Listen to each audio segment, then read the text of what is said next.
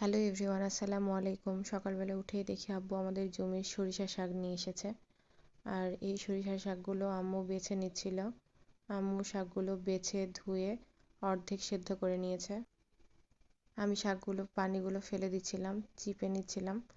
এভাবে শক্ত করে চিপে বাড়তি পানিগুলো ফেলে দিতে হবে, যাতে শাকে কোনো পানি এক্সট্রা না থাকে। আম্মু কড়াইয়ে সরিষার তেল গরম করে পেঁয়াজ, রসুন আর মরিচগুলো ভালো করে লাল করে ভেজে উঠিয়ে নিচ্ছে।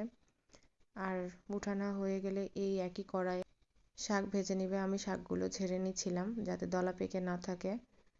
এখন ওই কড়াইয়ে সরিষার শাকগুলো দিয়ে ভেজে নিচ্ছে। বেশ ভালো করে ভেজে নিতে হবে আস্তে আস্তে। আর এর মাঝখানে আবার সরিষার তেল দিয়ে দিল। সরিষার শাকে সরিষার তেল দিয়ে রান্না করলেই বেশি মজা লাগে। কিছুক্ষণ ভাজা হয়ে গেলে লাস্টের দিকে আগে থেকে ভেজে রাখা পেঁয়াজ, কাঁচামরিচ আর রসুনগুলো দিয়ে দিল। এভাবে আমরা এই ভাজিটা করে থাকি।